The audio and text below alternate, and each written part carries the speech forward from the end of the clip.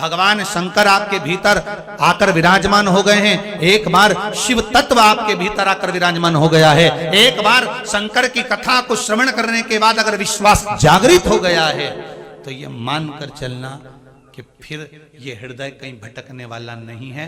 पार्वती का भी हृदय कभी नहीं भटका, शिव तत्व में जुड़ी रही। आए विदल उत्पल सामने, पहुंचे विदल उत्पल।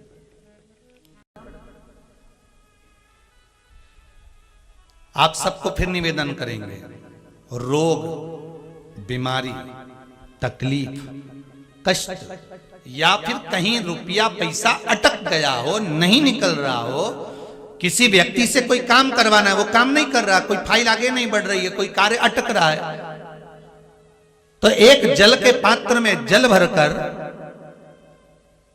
5 बेलपत्री शिव जी को समर्पित कर कुंदकेश्वर महादेव का नाम लेकर एक सफेद पुष्प बेलपत्री के ऊपर जो शिव जी को चढ़ाई है उस पर समर्पित कर जल जो लेकर गए हो, अपनी उस कामना को कर कि मेरा ये कार्य अटक रहा है, ये कार्य नहीं हो रहा, कुंदकेश्वर महादेव का नाम लेकर धीरे धीरे जल की धार चढ़ाइए। और एक बात हमेशा याद रखना, फिर निवेदन कर रहे हैं, अच्छे से समझ लेना, शंकर जी पर जब जल चढ़ता है, शिव जी का जब अभिषेक होता है, शंकर जी पर जब जल चढ़ाया जाता है, दूध चढ़ाओ, जल चढ़ाओ, कुछ भी चढ़ाओ, पर एक बात का स्मरण अपने जीवन में होना कि इतने ऊपर से मत चढ़ाना कि जल चढ़े और छींटे आपके ऊपर आए। बहुत ध्यान दीजिएगा।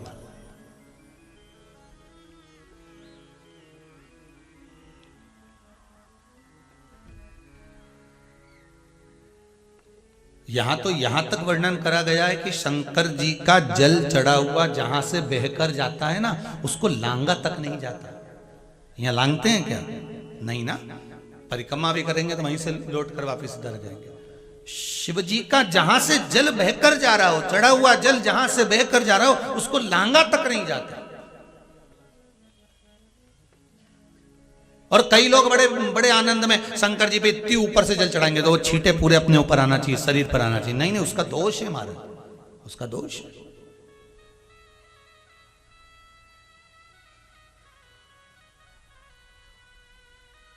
शिव जी को अगर आप जल चढ़ा रहे हो, जैसे आप भगवान को अगर जल चढ़ाओ, दूध चढ़ाओ, तो मान लो अगर जैसे एक सरल भाषा में समझ लो और अच्छे से, कि जैसे ये शिवलिंग है शंकर जी का, ये शिवलिंग है, और आप जल चढ़ा रहे हो तो इतनी ऊपर से छोड़ोगे तो पानी का छींटा तो अपने ऊपर आएगा, पर वही जल, वही दूध, वही सामग्री आप शिवलिंग से थोड़ी सी दूरी बनाकर अगर आप समर्पित करेंगे तो बाबा उसको स्वीकार भी करता है और आनंद की अनुभूति भी होती है, कार्य में सिद्धता भी आती है,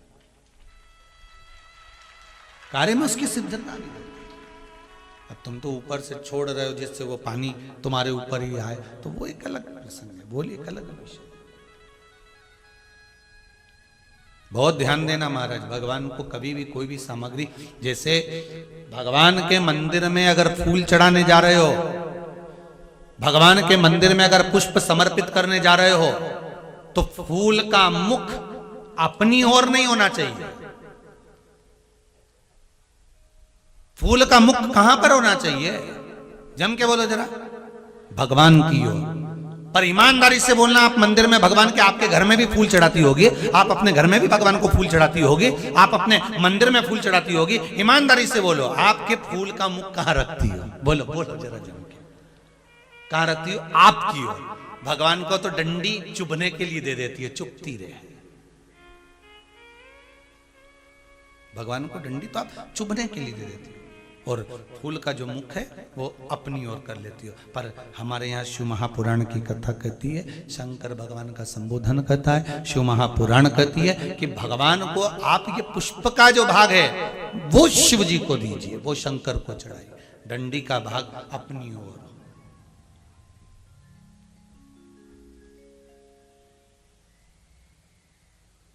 पर हम लोग तो उल्टे चलते हैं ना, आदत तो हमारी उल्टी है, डंडी शंकर जी की ओर, फूल का मुंह हमारी, हमको अच्छा लगना चाहिए। भगवान के सामने ऐसा जमात होगी है, भगवान के सामने ऐसा जमात होगी। भगवान भी मन में सोचे वो डंडी गड़ रही है गुलाब की, है?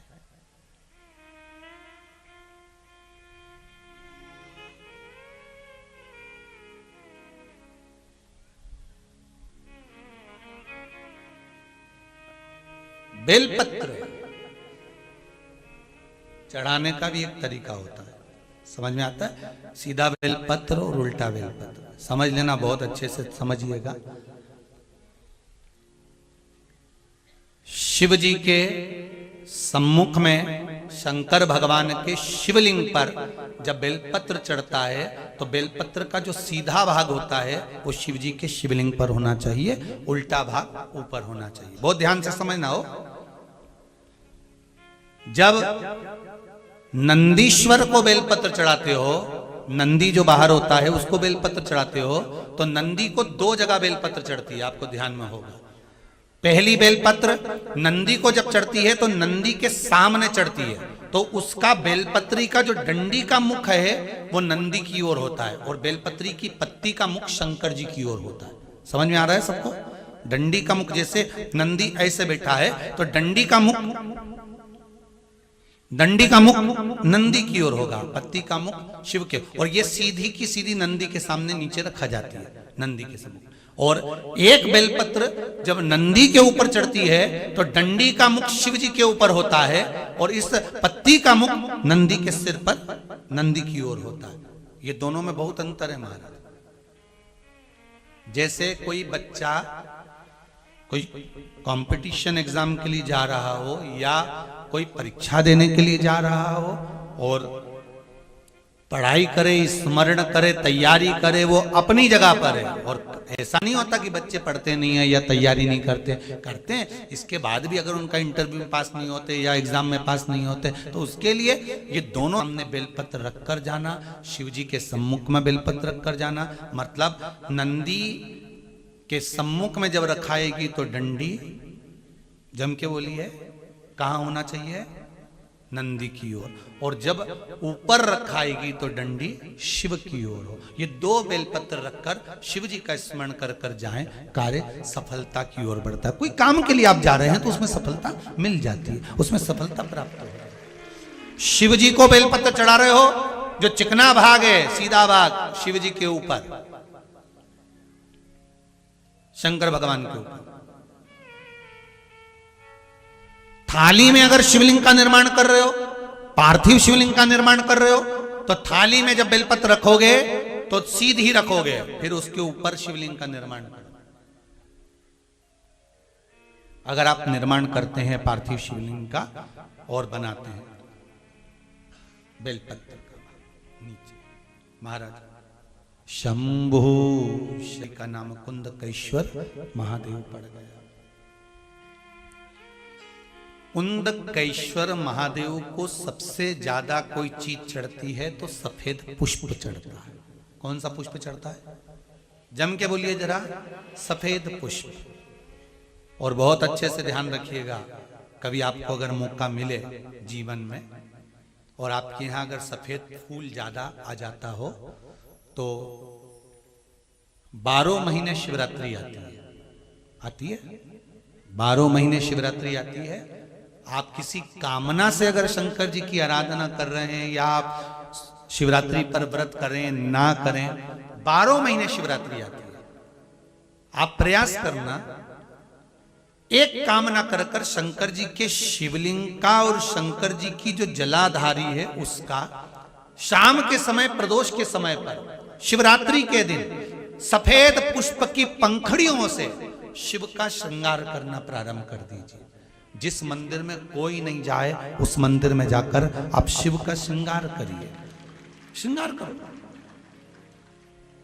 आप दूसरा सोमवार आएगा, दूसरा शिवरात्रि आएगी ना, दूसरी महीने की जब शिवरात्रि आएगी तो आपको मालूम पड़ेगा कि आपने शंकर का जो पुष्प का श्रृंगार करा था, श्वेत पुष्प की पत्तियों का, सफेद फूल की पत्तियों का, कुंदकेश्वर महादेव के नाम से जो श्रृंगार करा था, उसका लाभ क्या हुआ। एक माता ने तो बड़ा सुंदर भाव लिखा है कि हमारे, अब पत्र ढूंढना पड़ेगा, कि हमारे घर के पास में मंदिर था, उस मंदिर, अब प्रहलाद का जन्म हो गया, नाग कन्या थी, शंकर के शिवलिंग का निर्माण करती थी, पूजन करती थी, विसर्जन करती थी। विसर्जन कहाँ करती थी? नाग कन्या थी, पानी में जानना जानती थी, जल कन्या भी उसको कहते थे। शिवलिंग को लेकर सीधे तलातल में जाती, रसातल में पहुंच जाती और वहां जाके विसर्जन कर कर आती। हिंदू धर्म में एक नियम है मूर्ति विसर्जन का।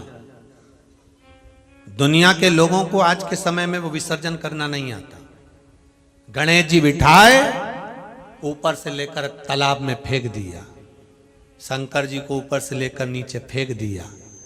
हमारे यहाँ पर मूर्ति विसर्जन का एक नियम उलूपी ने बनाया था, अर्जुन की धर्म पत्नी ने बनाया था कि जिस मूर्ति का विसर्जन करा जाता है उस मूर्ति को विसर्जन करते समय हाथ को जल के अंदर लिया जाता है। इतना हाथ जल के अंदर जाना चाहिए, तब मूर्ति का विसर्जन होना चाहिए। ये जरूरी नहीं कि आप तालाब में मूर्ति विसर्जन करने जाओ, ये जरूरी नहीं कि आप कुएं के अंदर जल मूर्ति विसर्जन करने जाओ, आप बावड़ी में मूर्ति विसर्जन करने जाओ।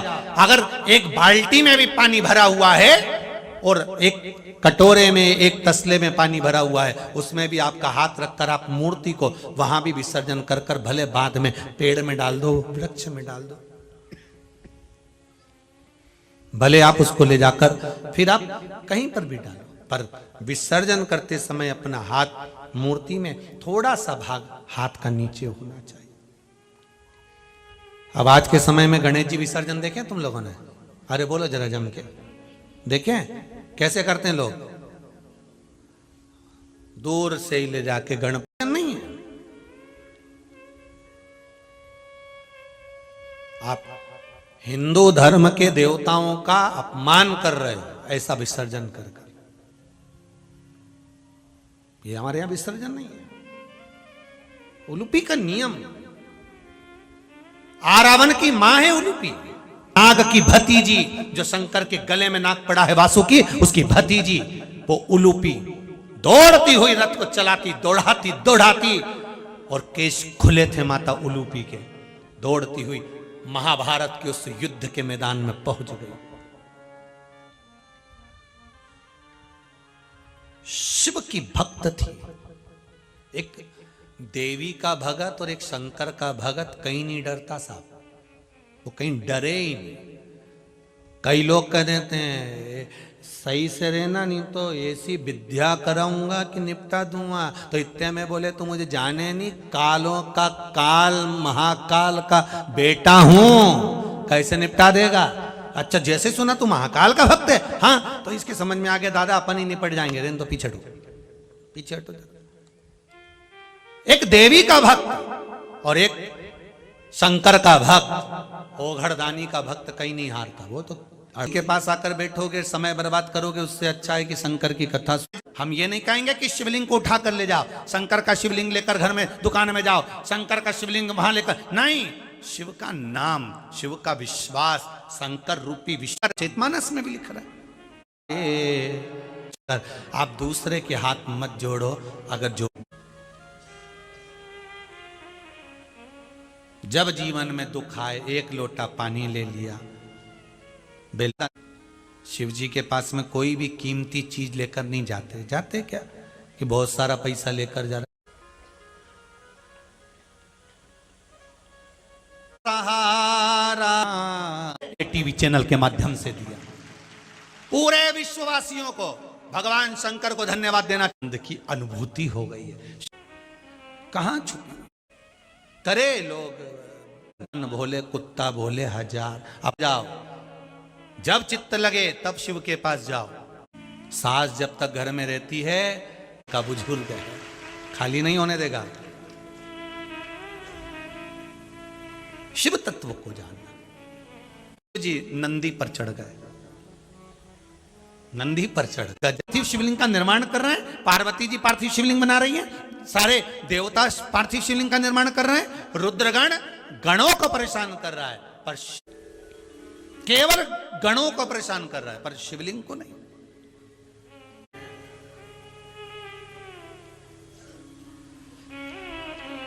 भारत माता की इस भूमि पर जब उपद्रवियों ने उपद्रव मचाया था, गजासुर की कथा कर दी।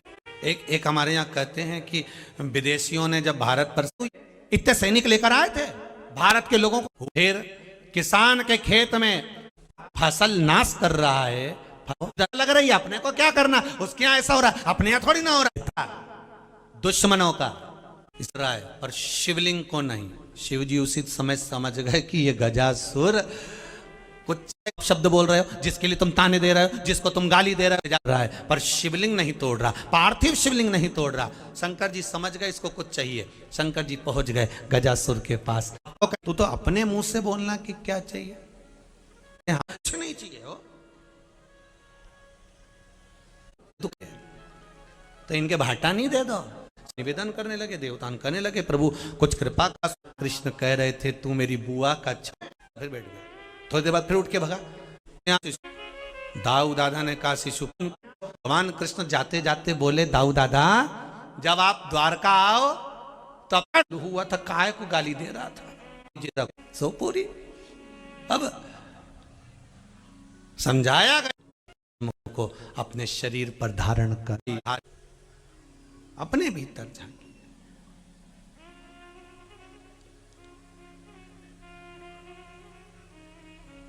महाराज का स्मरण कराते हैं, ध्यान था।